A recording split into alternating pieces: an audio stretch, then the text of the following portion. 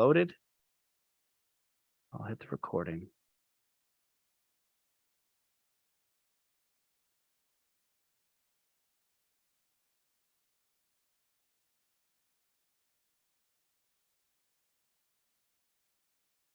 All right, we are live on YouTube. Here we go.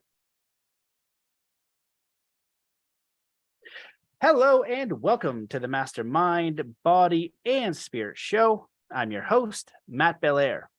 If you want to support this show, please go over to mattbelair.com and consider becoming a member. But most importantly, do 3 kind acts wherever you are in the world today.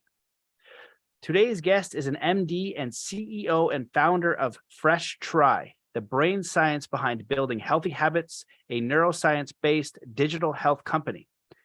She is also the author of Well Designed Life, 10 Lessons in Brain Science and Design Thinking for a Mindful, Healthy, and Purposeful Life. Welcome to the show, Kyra Bobinet. Thank you. Such a delight to be here. I'm so excited to do this because when I got into diving into your work, you've just done so much. Like you're accredited up the wazoo in all the kind of like analytical, science-based, right brain, but you're also kind of have this like a little bit of a mystical or spiritual or however you want to frame that side of you. So you're very open-minded as well. So I'd love to dive into this and just get your background. If the audience isn't familiar with your work yet, do you want to give them a little bit about your life, who you are, and how you got to doing the work you are today? Yeah, absolutely. So I am a biracial person. So I'm Native American and white, and I grew up in Oklahoma and then went to medical school at some point. And about halfway through my first year, I had a spiritual awakening. So you talked about the spiritual side. It kind of came to me fairly early in my life. Since then, I've been walking kind of a spiritual path, but also very much rooted in science and medicine of all kinds. And yeah, that's kind of the synopsis of where I am today. Well, that was very short. I was expecting. You want more? You want more? Yeah. Well, I was expecting so much more. Well, because when I went through your work, like you have an MD, you're doing this Fresh Try, then you've done a lot of other projects. So you want to speak a little bit about some of those projects and how that evolved into the work you're doing today, into the current Fresh Try application, and it's an app and website and whole experience to help people integrate healthy habits, which is so important. We're going to touch on that. But the New Year's resolution is all about how do I begin to do these healthy habits? How do they stick? So we'll touch on that as well. Awesome. Okay. Yeah. So when I had my experience in medical school, I was immediately aware that I had a different calling, but I had to kind of wait for it. And this happens a lot in spiritual experiences that people have, where they really want to know, like, what am I supposed to do right now? And then we have to wait, because the great mystery is the great mystery, and we have to wait for the great mystery to unfold. And what happened was that I started to volunteer in juvenile hall, and these were with serious chronic violent offender youth. And what I realized is that they're just like any other kid, except that they've done these heinous violent acts and horrible acts, and that was maybe less than 1% of their life, but then it dominates who they are in our society. And so I started a program with a couple other classmates of mine to help with reentry coming from prison, and learned a lot about behavior change. I would say that the greatest degree program that I had was the one without the degree, without the letters, which was the prison work. And so I did that for about 10 years. I got super interested in public health and how to really affect change at scale, because as an individual doctor, you see individual patients, but I felt like I was just being a prescriber. There was one patient that I had who came in, and this was at the Native American Health Clinic in Oakland, California. And he came in with like a classic gouty toe. And it turned out that, I said, well, what happened? I'm writing the prescription, I'm literally writing it. And he said, well, 3 days ago I did meth and I haven't been to sleep since. So meth, dehydration, gout, prescription. And I was like, I'm on the wrong end of this animal. I want to be where the mind is. I want to be understand what's driving this and how to prevent that, And so I started this quest around public health. How can I make the biggest impact? One thing led to the other. I was an executive at a healthcare company, very large healthcare company, designing like large scale interventions. And then I was at a lab in the Stanford Medical School. and looking at like, behavioral psychology, neuroscience, those kinds of things, drivers of our behavior, and then started Fresh Try. And we work with Walmart, which is the largest, one of the largest companies in the world, helping their employees and their families be healthier with this software. And it's all based on the brain science and kind of the street science, if you will, of how we humans live and what changes us and what doesn't. Okay, great. I love all that. So there's so many ways I want to go with this. Let's just start with something practical. So in your work and experience, what are some of the important healthy habits that an individual should have, kids should have? And then some basic things that people should know about building a better habit. Some people say it's 21 days and they have all these different things. Some say write it down and tell a friend. And there's all these different techniques. So from what you've learned, I'd love for you to deduce, like, what are the healthiest habits people can have to have positive mental health, to have, a strong mindset, to feel good, to feel connected. And then how do we integrate those? Yeah. So I find that it's not the what you pick to try that matters. It's if you can get yourself to do it. And when, not if, but when it no longer serves you, how you perceive of that. Because if you perceive of that as a failure, then you're in trouble with your brain. So the most important thing is to find what you think you can get yourself to do. And then just like, it's like surfing, like ride that board, ride that wave as long as you possibly can. And when you fall off, say, that was fun, and then paddle back out. Like, don't like, oh, that's over. I gotta quit surfing forever, so it very much is a practice, and it's very much a iterative process. And this is something that I've learned from humans, studying human behavior and seeing it over and over again at scale. There are these kind of people who have figured this out. And so that's really has changed my paradigm, because I grew up in the performative, smart goals world and, New Year's resolutions. And, as a doctor, they don't train you in anything in terms of behavior change. And as a public health physician, everything is just super stale and dry and antiquated, and it doesn't work anyway, So I feel like we're kind of on this cutting edge now of what really actually fits for our human brains, and also what fits for us as individuals.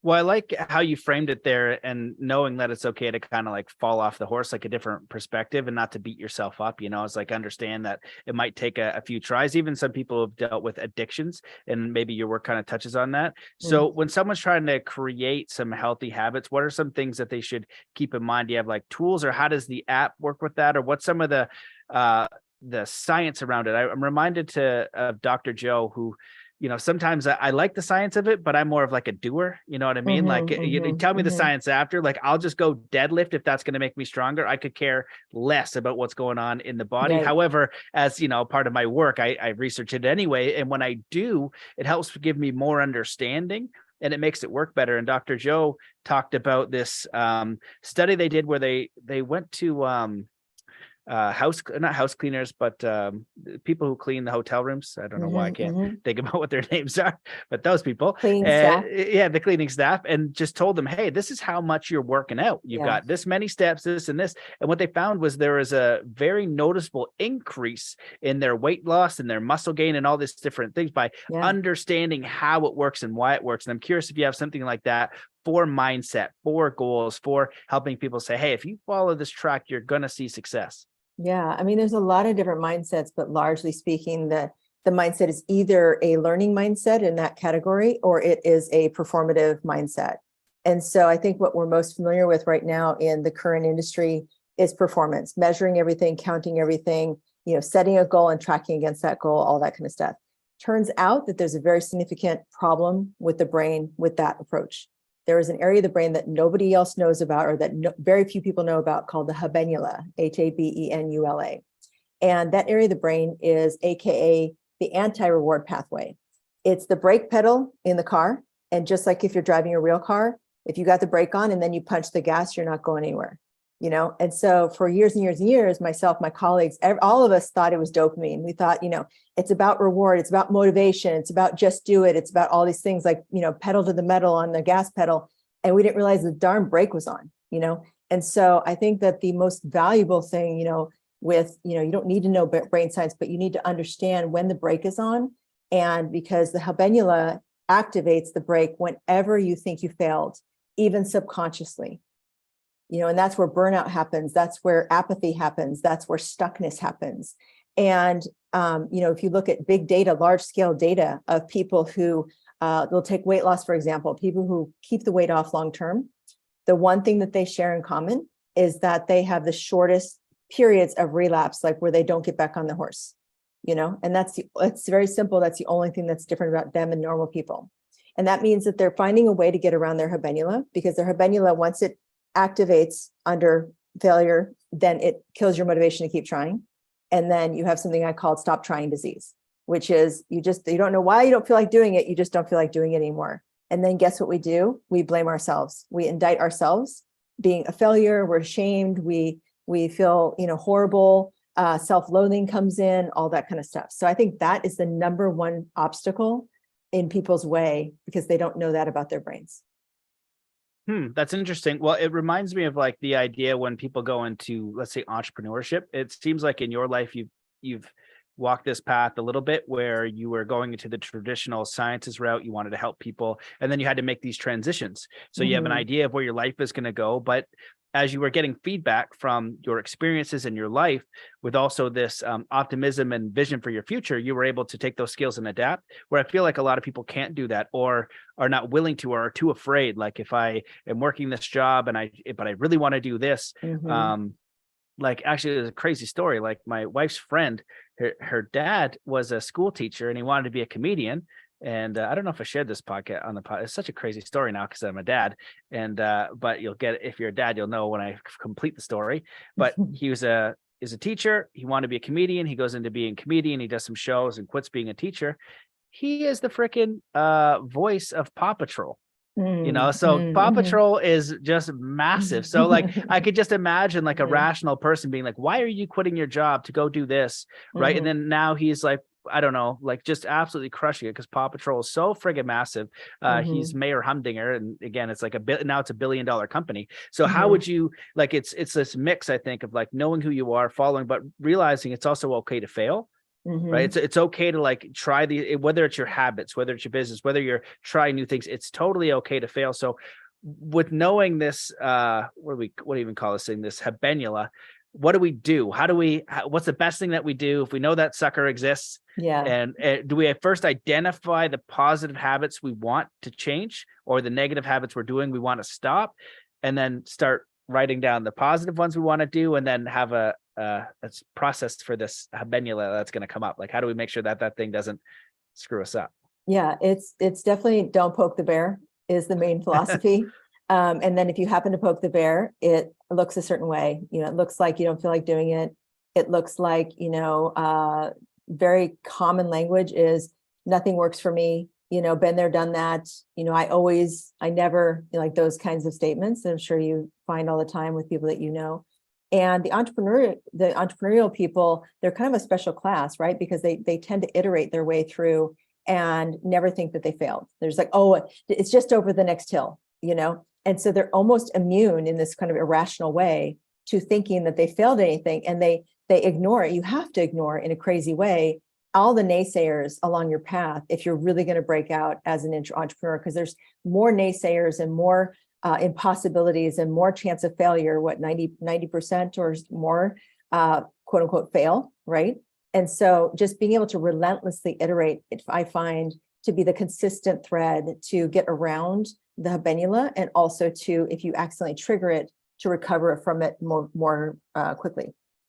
So in like layman's terms, as I'm trying to figure this out, does that mean you just like never give up? Like you just don't, is it the longer, when you were saying it before about weight loss, is the longer periods of time of not trying again? Like say you're going to the gym, right? And so you've got your first week, you've done 5 days, but next week you miss one. And so that one person will go 2, 3, 4, 5, 6, where someone who's going to overcome this is going to get there, just miss one day and get their buns back in the next day. Is that the key? Is like, don't let these gaps go bigger and bigger and bigger? Yeah, because the gaps are wallowing. You're wallowing in failure. You're wallowing in some story. You're wallowing in some sort of cantness that you have, your brain has come up with, and usually it's some unresolved childhood thing that you haven't figured out how to overcome. And then, I think that the main mantra is get back up, just get back up, or Dory, keep on swimming, for the parents out there. just be able to shake it off and then stand back up and do whatever you think you can get yourself to do. I love that. Well, Mhm. I'm going through David Goggins' second book now. And if you look at entrepreneurs and people who I've interviewed on the show and are successful, that's one of the key traits. You just never give up. And when I'm helping people work on, let's say, their life purpose or life vision, I share an example where it's like, you have to want it so bad, it doesn't matter what the result is, you're never going to give up. Like, you know what I mean? You're willing to fail 1,000 times until you get to this goal because it's so meaningful to you. Right. And so the result, isn't like, it's nice to have, but like, it's going to take you the bigger the goal, it's going to take you longer to get. Right. So I feel like it's so important to be aligned in that way. And when you touch on the spiritual world and the mindset world, have you noticed some common threads for people who, let's say, I don't know how we would phrase it, but they're whole, they're complete, they're happy, they're compassionate, they have their life together, they're very balanced. Do they have a certain set of characteristics or habits that you've noticed that they integrate to do these things? Yeah, I think the thing hiding in plain sight that I've noticed is that people who get to that level are iterative, not performative. And what I mean by that is that they iterate and iterate and iterate on what they are trying to do. And whether that is to level up on something that they already know to do, to get to a very high level of performance, or whether that is to unblock themselves. So iteration, there's 4 basic things that happen. If you say, hey, I'm going to set a goal, or I'm going to set a New Year's resolution, or I'm going to set an intention, doesn't matter. There's 4 things that are going to happen. Number 1 is that you will forget about it completely and it'll be a failure to launch. The second category is it works for a little while, but it's just too costly or painful, or there's something unpleasant about it, and so it only lasts for a little while. The third one is it's a long-term relationship, but at some point there's some disruption in your life, like either you get injured or you get bored with it or those kinds of things. And then the final one is just like these people who meet their sweetheart at 16 and then they die as like 90-year-olds together. It's a lifelong thing. You just happen to luck out, right? So I was curious about your friend's father, you said, who switched to being a comedian. I wondered to myself, like, how much did he have to iterate and overcome kind of these failure demons, if you will, or this you can'tness coming at him? And then how did he ultimately iterate his way into such a great position for his career? Do you know? Yeah, do you know that story? No, I don't. I would love to hear it. And it'd be so fascinating. Just now, as Paw Patrol gets bigger, my daughter's an absolute nut for it. So she's always wearing like the Sky costume. So I'm always thinking about it and telling the story because I think it's so hilarious. It's such a simple concept, to just keep trying, get back on the horse, do it again, learn, and it's also learn and apply. I know there's this Bruce Lee quote that says something along the lines is knowing is not enough, we must apply. Willing is not enough, we must do. Yeah. And there's so much to be said for action. Tony Robbins, all of his stuff is, take massive action. And even if you could take a little bit of action, but it's just moving, just taking the action. For the weight loss thing is huge for people. And I feel like in spirituality and mindset, the body is such a great example because you can see it and you can feel it, but it does go into the spiritual world, but you can't really see or measure it. But like, if you're trying to lose weight, my cousin, he was saying that, I go to the gym, a few times and he struggles with weight a little bit. And I said, go to the gym every day.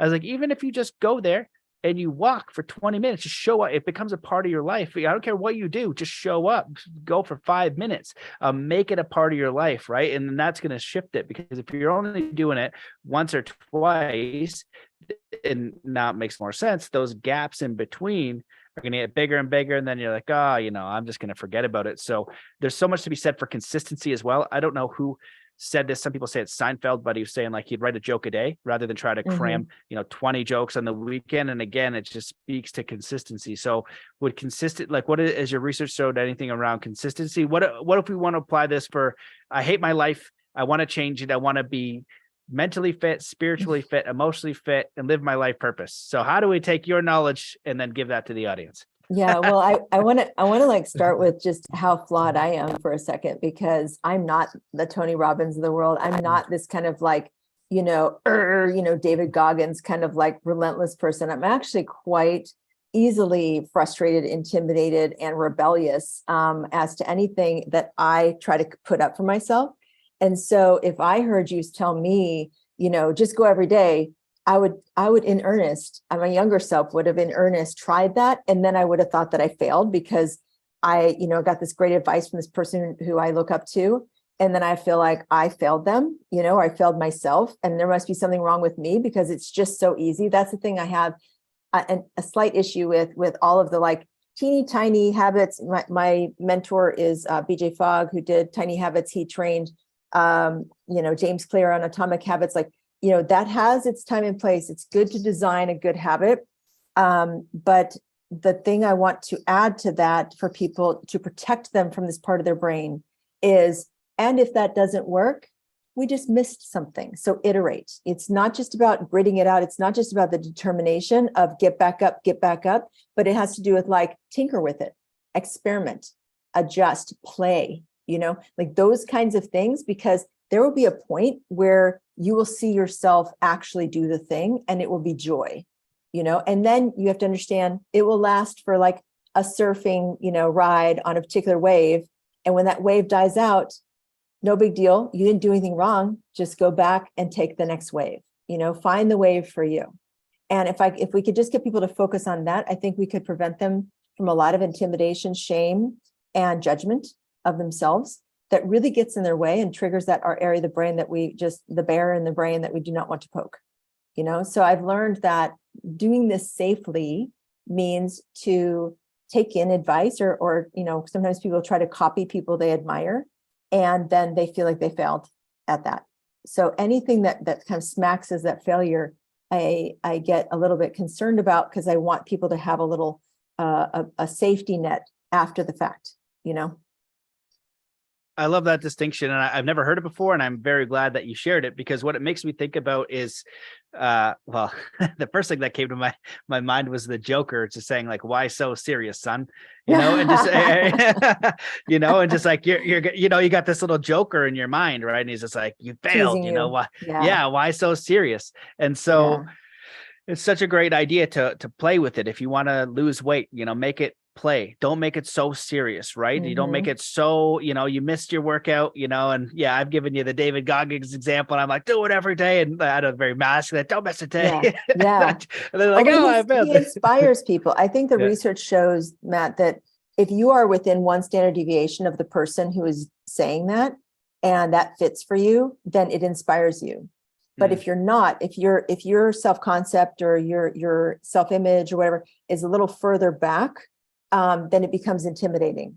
And then you're like, you other that person, like, oh, that's that superhuman, Tony Robbins, like, oh, I could never be that person. And then there's comparison that comes in and self-loathing that comes in. So what I'm trying to do is just, really create equanimity so that people feel worthy themselves and that they're really owning their own path and they're finding what works for them at every stage in their life, at every moment in their life, and that they're really controlling, they're driving the process.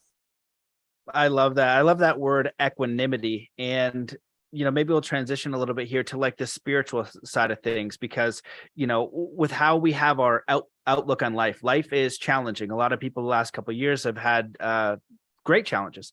And, we have fear of taking care of our families, of doing these different things. Maybe we're working jobs we hate. And I know you've done a little bit of the Buddhism study as well, and you've got your Native American roots. If we're going to apply this to like equanimity or peace, I was thinking the other day, can't remember what I was doing. It was like this, I don't know. I just had the idea of like just moving about my day peacefully. And I had this reminder when I was younger and studying enlightenment in my teenage years, like I want to be enlightened. And my idea at the time was that I was going to float around on my consciousness would be not this one. It would be something totally different, like this expanded, it's almost you switch a channel and it's totally different. I've had glimpses of this idea where I've had like super clarity of mind, super focus. Haven't been able to sustain it over days and weeks, but I've had little glimpses. And I think the most important distinction is, can we move about this life peacefully and bring in these ideas of surrendering to what is, knowing that we can move about, free from fear is a huge one, letting fear reside in our mind rent free. I can't remember who says that, but it's such a great expression. So I'm curious if you could speak about what you've learned and how we might be able to move through our life a little bit more peacefully. Yeah, I think that the piece is really just being in you and not trying to be somebody else, so all of our suffering has to do with our self-image and how that's being brokered in the world.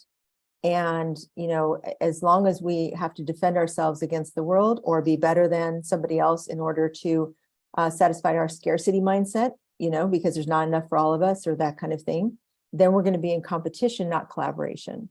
And so peace to me is about seeing the me in all, and the all in me.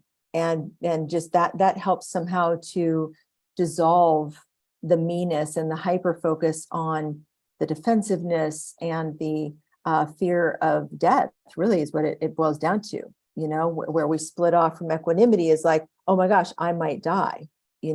I have to work this job because I don't see any other way to feed my kids, very practical concerns and fears, like you said.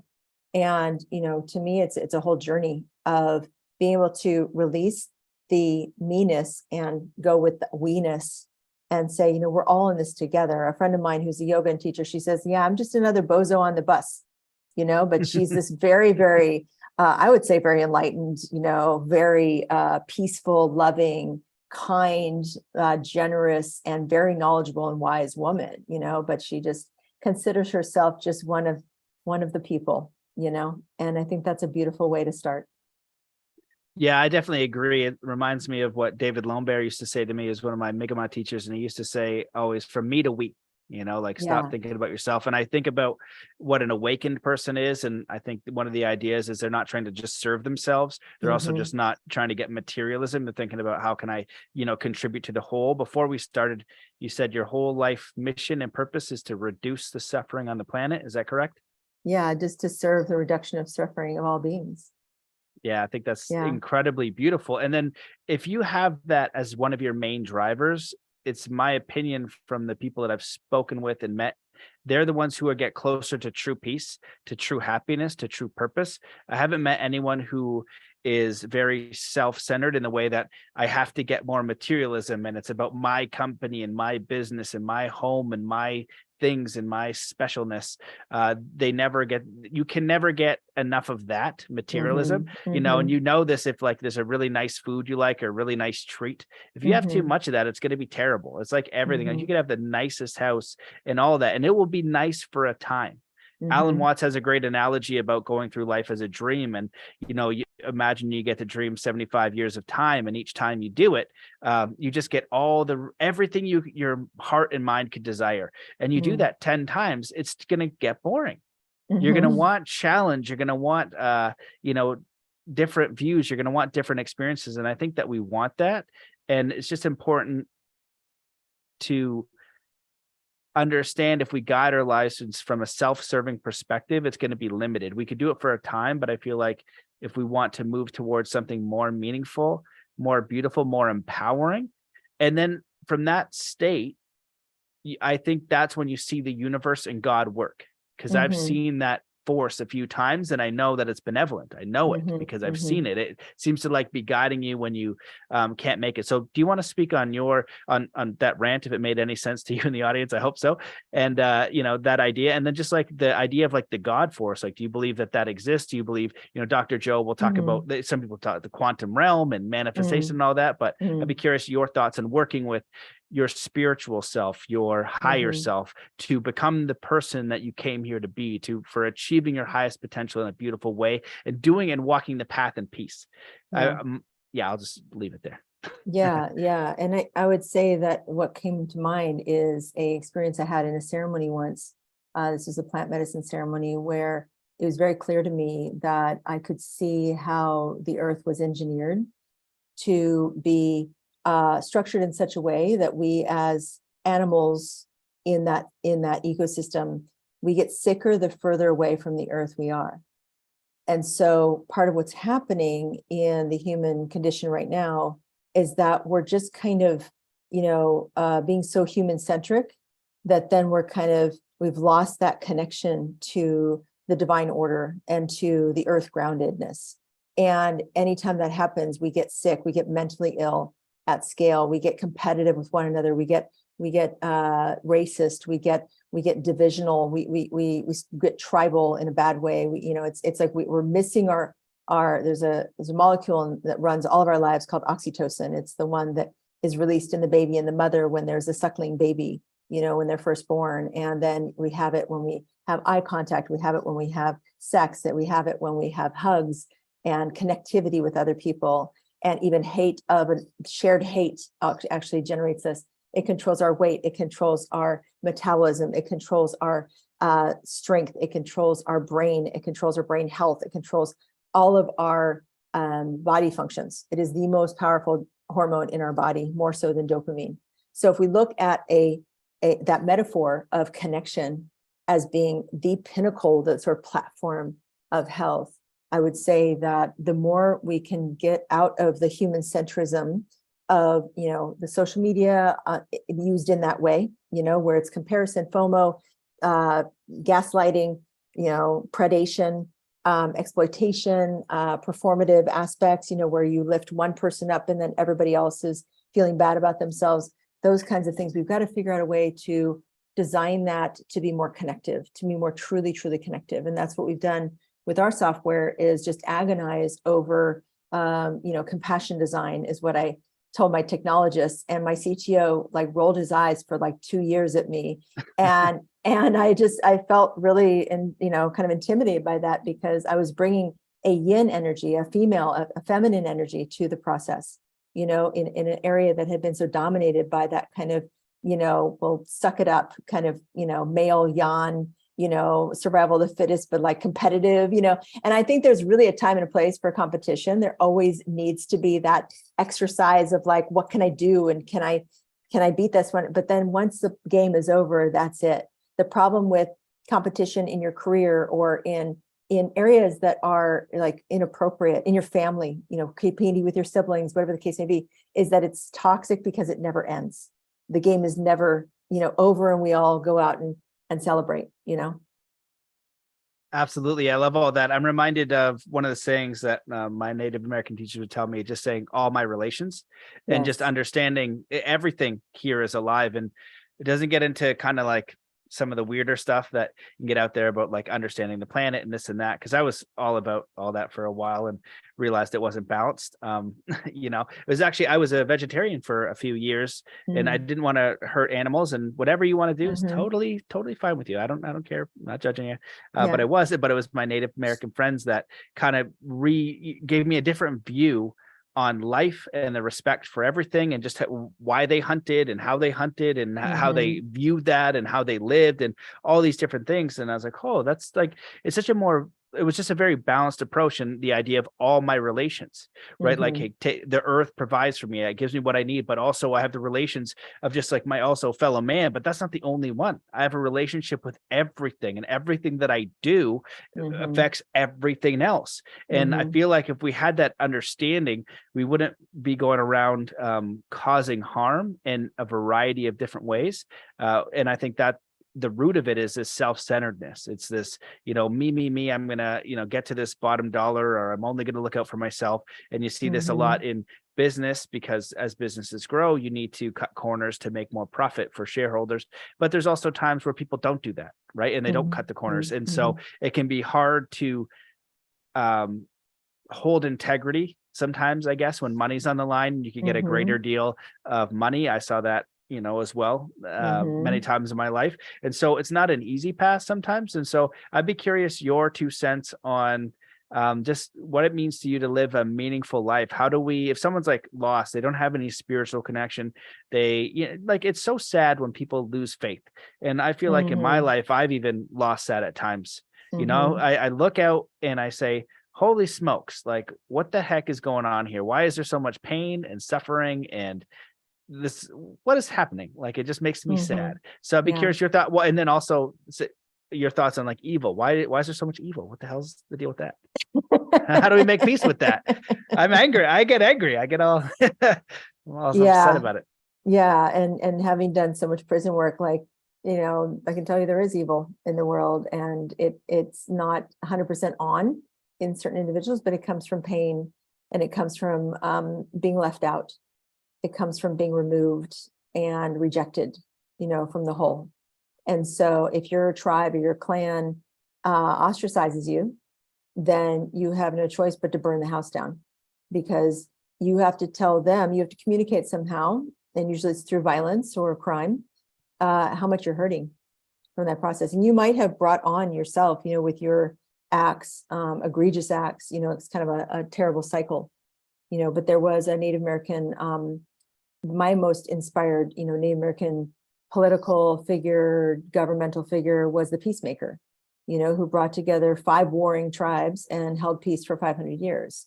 And that's the basis of the structure of the US government, although they changed a couple things. One was that vote by consensus. So we have a 2/3 vote instead. And so then you get a lot of partisanship out of that, because there's kind of like a division. And then also they removed the Council of Grandmothers that decided whether you would go to war or not.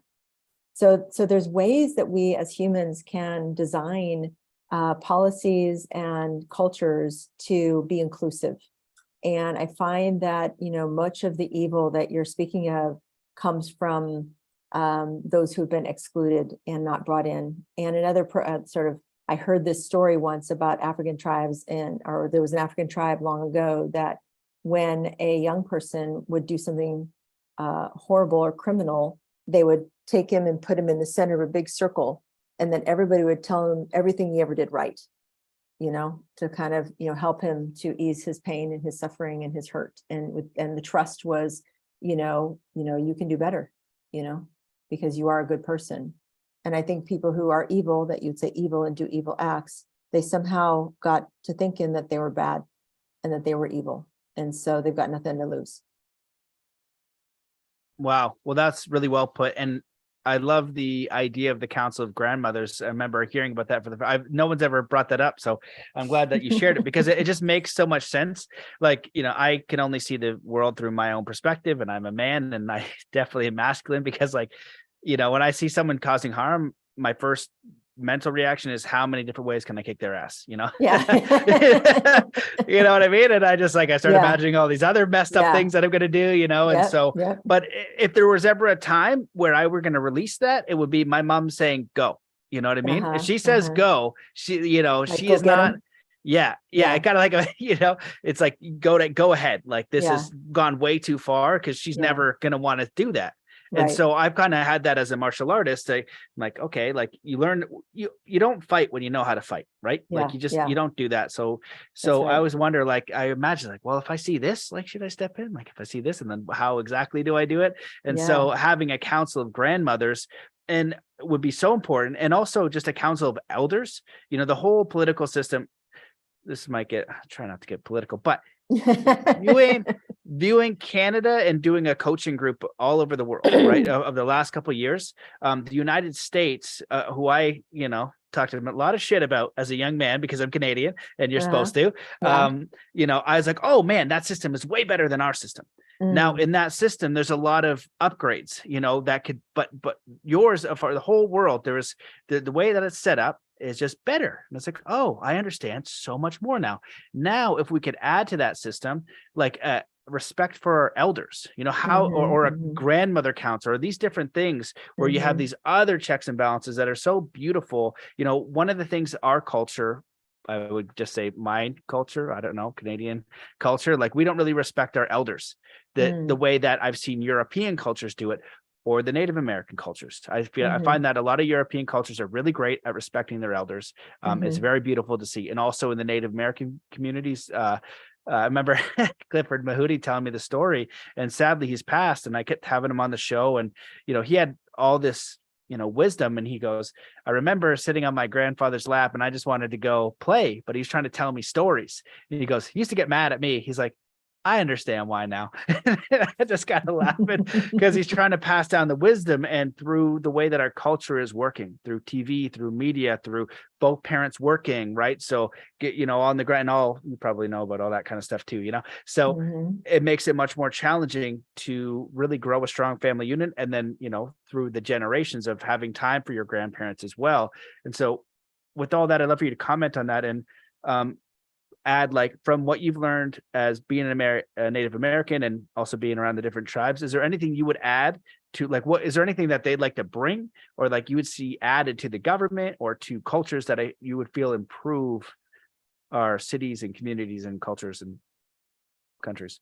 Yeah, I mean, I think that, talking about habits, like, what is the cultural habit around the elders, in the current modern culture, white dominant culture, the habit is to ignore them or make fun of them or to patronize them or to, isolate them or those kinds of things. And so in Native culture, they're put at the center, they're put at the head, they get to eat first, like they say the prayer, like there's a real role for them as the spiritual leaders. Now, there's also the thing that flashed in my mind when you first started talking about eldership was an elder of mine, Paul Raphael, would test people with older bodies, whether they were really of the elder mindset or not. Because he said there's a difference between elder and older. He goes, are they an older? Because if they're an older, then they're competing with the youth still. So some of these people who get so fixated on things of young concern, like self-image, pride, competing, those kinds of energies. And they, if they're still stuck in that, then they're not really able to inhabit their full wisdom as an elder and play that elder role. And so I think it's a two-way street. Like because we have a society that doesn't honor eldership, then we haven't yet figured out a training program for eldership too, and then how do we hold that with, you mentioned the masculine and the feminine. I've had the dark thoughts of like, who can I beat up to with my masculine side, because we have both in us, right?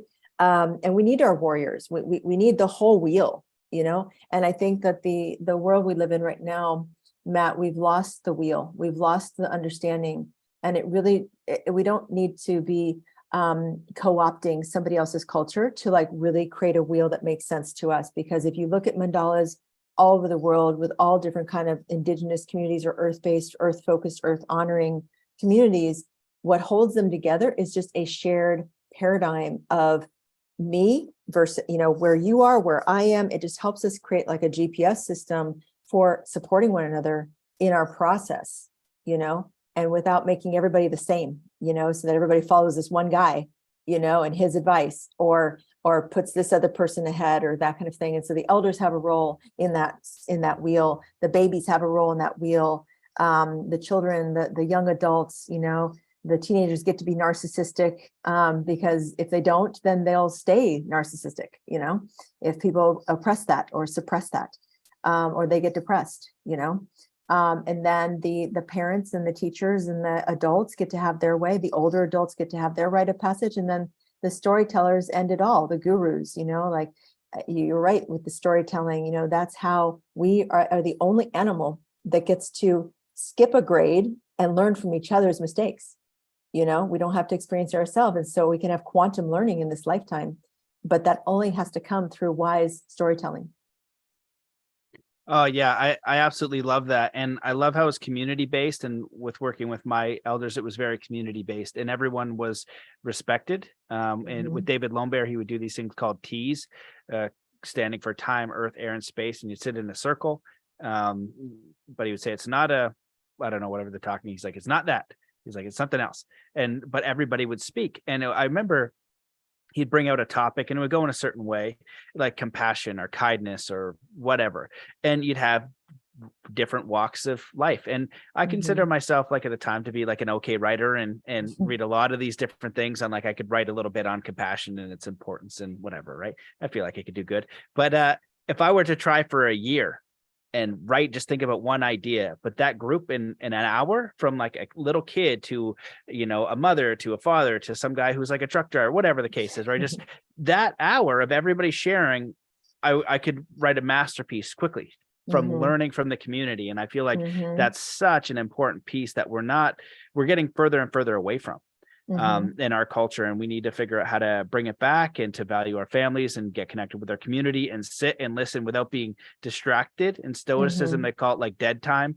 So you get together, but you're all watching a TV, like you're near each other. Like I think of iRobot, and they say, why are all the robots like close to each other in the container, right? That's kind of the same with us. We're just staring at a screen. We're kind of hypnoptized, but we're just near each other. We're not engaging. We're not learning. We're not interacting. And so, do you want to comment on that? Or yeah, I've kind of become fascinated with this idea of like, is the main illness that we're all dealing with reductionism? It kind of feeds on the whole attention economy that we're sucked into, the distractions on our technology and those kinds of things. And we kind of give over our sovereign right to think through things. And that's why I think, I favor things that kind of come from first principles. I favor people who really kind of think things through in a way that I find to be original and somewhat exhaustive. I mean, even this long form podcast, it's thoughtful. It's not so much what we're saying, it's what is going on in the person's brain that is awakening themselves because they're chewing on this food and they're not rushing to the next thing, or they're not jumping around, So they're using this conversation as almost like a wave-like pattern to really unlock within themselves deeper levels of understanding and insight and even intuition that have been trying to get their own attention, So unless we have that downtime, that quiet time, that silent time, that vision quest time, whatever that is, meditation, where you can just rest the brain and the brain can come up with its own intelligence, then we're kind of done for, And I think that's what's showing up as all of this like mental health crises, loneliness rampant, a lot of body health issues, manifest autoimmune diseases, trauma, hurting each other, all that stuff, just that reductionism is really not serving us well. Yeah, I absolutely agree. Well said. And you transition on what I want to kind of chat about was, you spoke on the beginning before we started here about doing a vision quest. And in my journey, I wanted to know who I was, like, who am I? What is my purpose? And then what every swear word, fill in is going on, and it's like, could I be enlightened? I grew up Christian. Like, is Jesus the way? Is that the thing? How do I have a spiritual connection? Who created who or what created me? Mm-hmm. And after really like giving her so hard, traveling to many countries, talking on podcasts, doing all kinds of weird stuff, I still have no friggin' idea, really. I have like principles and things I've learned that have been helpful to guide my life. But I don't have all the answers, or very few. Like, I know that we live in a mystery, but I do know there's something. I do believe there's a benevolent force. I do believe in a creator or a divine force or something, because I've seen it. I've seen things that makes no sense. And it seems to be helping. It's helpful. It's not sitting there, with a banana peel trying to trip me up. It might not be present, and I have to kind of learn myself. Like, I'm teaching my daughter to ski, and she's got to have her own falls, and she's got to do these things. I can't do everything. If I do that, she's not going to learn. So I kind of see that as, God or life sometimes. I'd be curious of your perspective on that side of things. And, what is the purpose of a vision quest, and how was your experience doing it? And how would you recommend, and this might be too much, so I'll just answer whatever would make sense. How would someone that doesn't have a spiritual connection or wants to grow their spiritual connection in a meaningful way to them, what would you recommend? So to the first part, is your question like, what is going on with the divine or whatever, the source, whatever you call it? Is that what you're if you want to go that way? Yeah, like, because I feel like the vision quest. Yeah, like your perspective on that idea, but I feel like that's why you would do a vision quest. Like, that's why people would do a 10-day meditation. That's why I lived in a forest with koala bears, meditating all day every day, because I wanted to have that spiritual connection. It's like, I want God or someone to call me on the telephone and tell me directly what is going on, and like, you're safe, it's going to be okay. And so, and I also want to be of use. Like you said, I want to be useful, like, like, what's going on, how do I be useful? So just like developing that connection. And right on. So the thing that goes back to, for me, is neuroscience. So in the human animal, or in all mammals, actually, there are 7 channels of emotion. There's 3 positive, 3 negative. So 3 positive are love, play, and sexuality, like attraction, and then the 3 negative are fear, anger, and grief, like abandoned by your mother grief, kind of deep grief.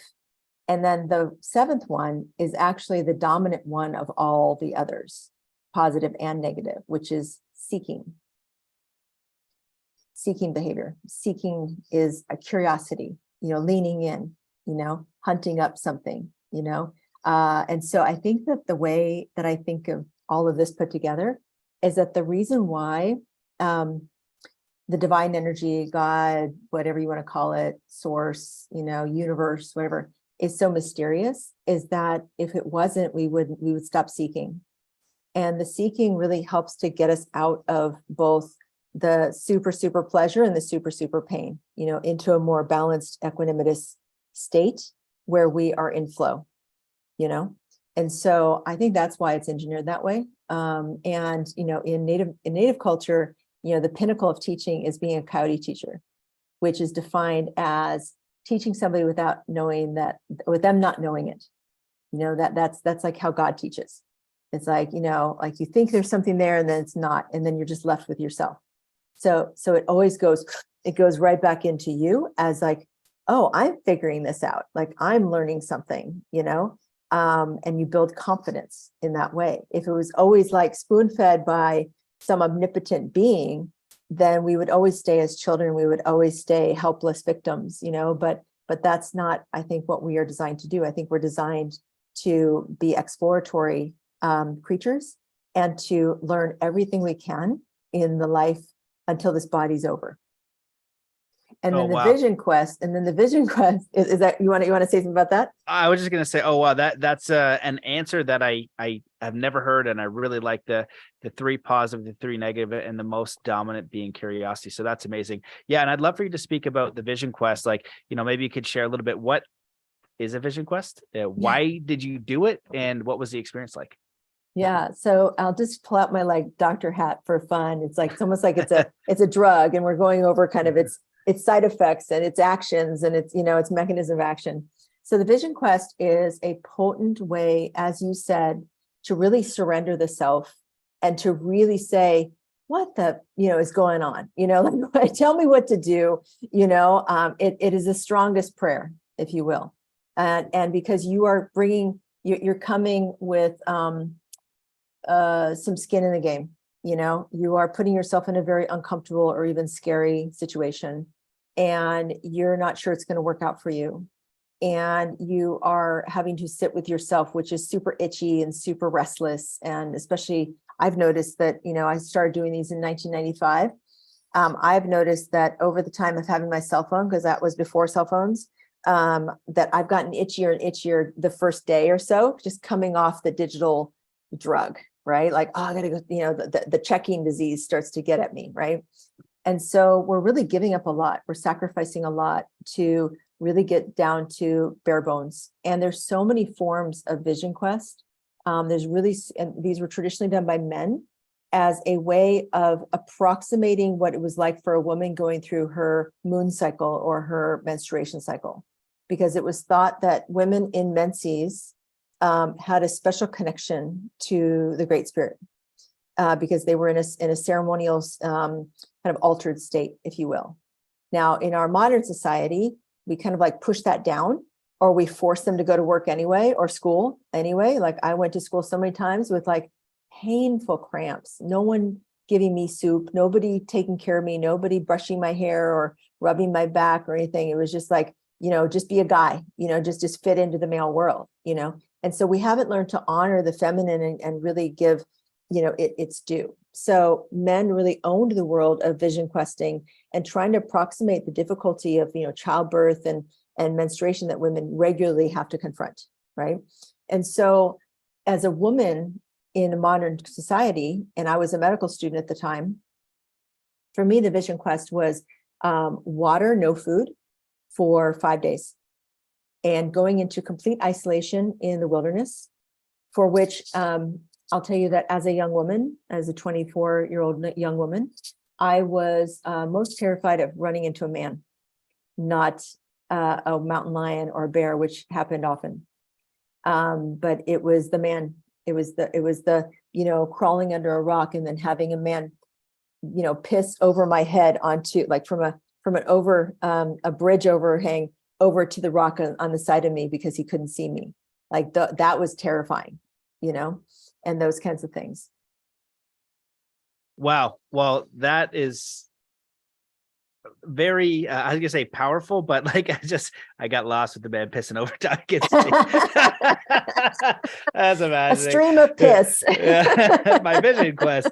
Yeah, no, that's, I think there's so many important things there. It's just the idea of unwinding. We wouldn't need this 15, 20 years ago before cell phones, right? And it's been this slow, it's almost like boil the frog analogy. You put him in the boiling water, he jumps right out, right? And our brains and our bodies, and it seems like our souls are being slowly cooked, whether, there's a lot of reports of saying like the 5G and what is that book, The Electric Rainbow? Is that what it is? I haven't heard it. There's it talks about like electricity and how these new waves, because we're electromagnetic beings, and how these new waves frig with us, in some sort of way. So the audience will know the electric rainbow or the rainbow EMF, universe. the kind of EMF story. Yeah. But it could be that, right? It could be a lot. I don't know, because I'm not 100% sure, but it could make sense. But just the distraction, right? To cut off, to just go be in nature. And you look at a kid and they wake up with all this stuff. They're not getting up and playing. They're not going outside. And so the idea to just be alone for that period of time is so important. And I've heard the expression that, prayer is talking to God, and meditation is listening, or being in silence, or just not having your brain distracted, not being entertained. And I looked up the definition of entertainment, and it's to hold one's attention. So who and what is holding your attention, and what is their intent? Is it, for marketing or entertainment? A lot of just, the more attention we have, right? How many views we have on this post, how long you watch this video, how many people view this thing, you're brought into their world, and you don't know what their intent is behind that. Even if it's just locking your intent from just sitting and not getting signals from God, not getting signals for yourself, not getting these answers for your prayer. And that's why, silence or walking or stillness or cutting off your phone, or all of these things are so important. And that idea of the Vision Quest is just a more extreme version. And I feel like did you get any like special insights? Was it beneficial? How was your experience of doing it? So I've done it for 27 years, every October around Indigenous Peoples Day. And it has been different each time.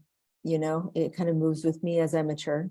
And it's everything from being terrified and freezing cold on a rock in Yosemite, to being naked on a lava flow illegally in Maui, to being in the rainforest, it just takes so many forms. It's like, it calls you, the earth calls you to different experiences and to different places.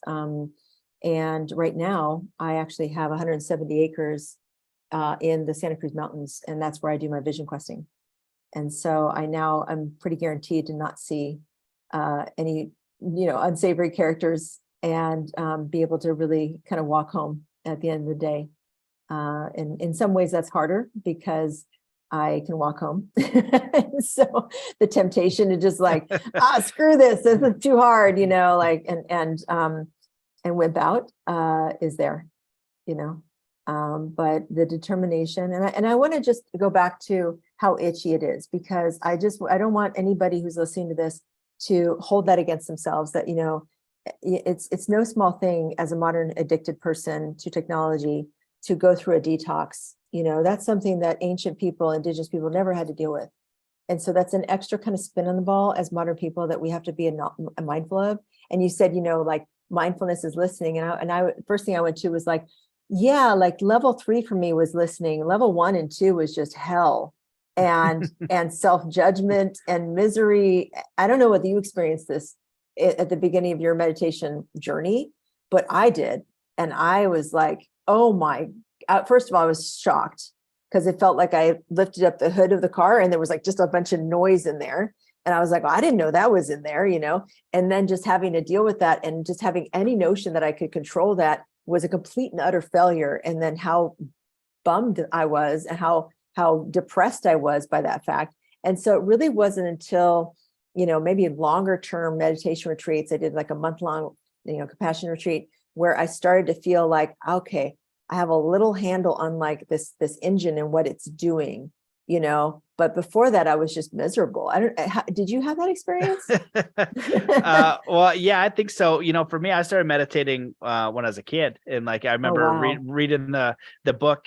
So in my teenage years, I'm reading things on like lucid dreaming, enlightenment, hypnosis, astral projection, just whatever I could get my hands on, Wow. And so I just sat down and read the book. This is how you meditate. So I was like, okay, read the book, sit down, and then I closed my eyes. Probably like 10 seconds. I was like, what the hell am I doing? I'm getting out of here. And then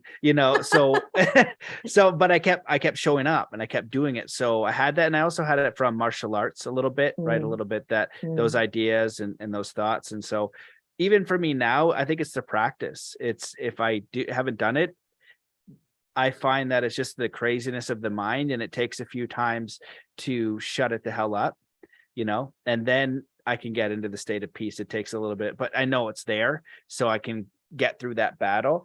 And then I also, I guess they're not vision quests, but I made it a point to put myself in seclusion as often as I could. So I did 4 months in Australia, basically reading, writing, meditating for hours a day. And, if somebody did a thing that, that promised enlightenment, I would do it. So I thought it was meditation. I thought it was training with Tibetan monks. I thought it was all these different things. And I tried them, and I think they all definitely helped and they served. And over time, it's just become simpler, right? It's like, how can you get to a space you're quiet? And everyone's going to go through, I think, what you experienced, and I did too. But it's I can't I just remember it being my mind just not shutting up. That was my big thing. Just shut up, like stop thinking. And it was the consistency that really helped, it was just like doing it over. And then actually recently, the last times I've done it, my body does like a little bit of a fish wiggle. Like I'll sit and I'll just kind of go back and forth. And so I love how you shared that you've been doing this consistently over years, and it's become a part of your lifestyle and who you are. And I feel like that helps you guide your life, and it's something that's important to you and powerful. And however you do it, I would recommend that too. Figuring out a week of the year where you just shut off. And even if you go to a cabin and you just don't watch TV, you just let yourself be bored. I feel like that's so incredibly powerful. So I'm grateful that you shared that. And I recommend people just find something that resonates with them. And if you want to go into, I like the intense stuff, and that's why when Wim Hof came out years ago, I was like, damn it, like I don't like cold water, but now I have to do it because I want to know what it does. And when I did it, I didn't do the breathing. I was like, I'm just going to sit my butt in cold water and see what happens. And, so I can know if it will make me any more enlightened. And you just learn from those experiences. So I feel like it's what you said at the beginning, where you reiterate and you try new things, and you keep trying and seeking and trying and seeking, and you learn more as you go along.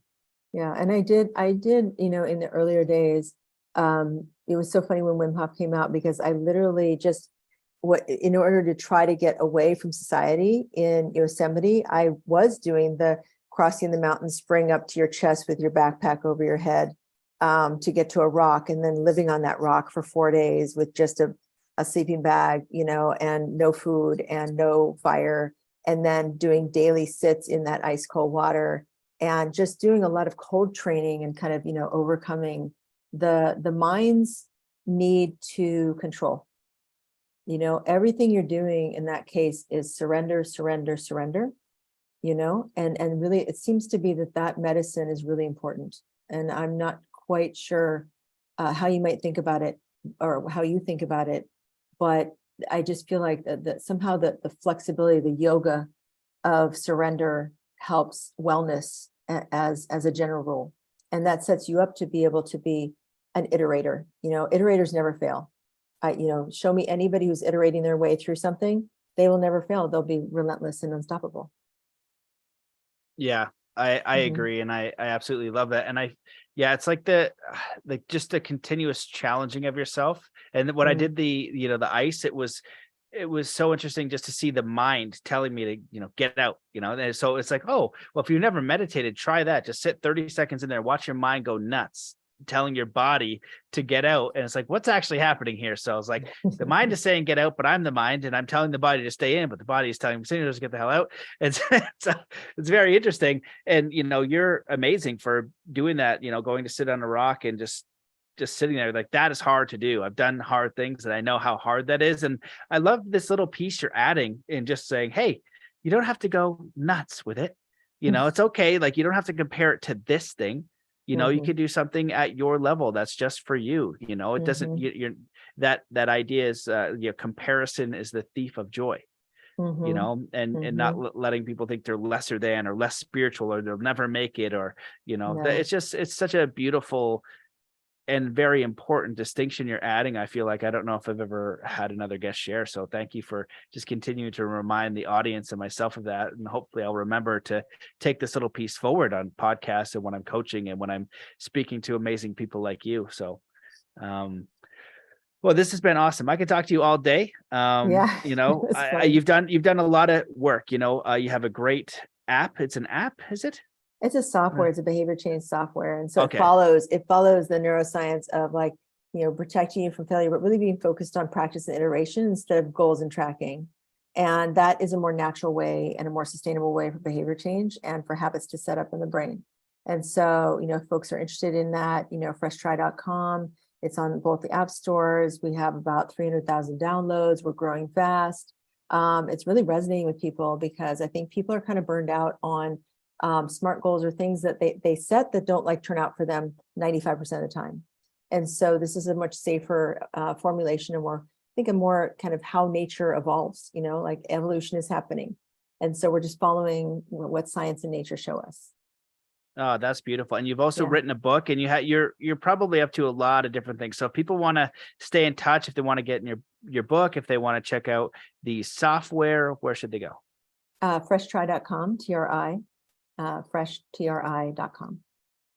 Awesome. Well, this has been amazing. Is there anything that you wish that I had asked or that you want to leave the listeners with? Oh, just, my greatest wish is just everybody be themselves and realize that you are so precious. And I mean that, we need you on this planet. And maybe you haven't figured it out yet, but you will figure it out, and just focus on figuring it out because there is something for you, doors open for you. If you're walking in the dark, there will be a light eventually. Just keep going, keep walking, keep stepping, keep believing, keep praying. It's all meant to just keep you seeking. And so lean into the seeking and you'll be your full self. Like you said, don't compare yourself to other people, just walk your path. That's the most important thing. I love it. Well, this has been a very wonderful episode. I very much enjoyed speaking with you. Thank you so much for coming on the show, for the work you're doing. And thanks everybody for listening. Thank you.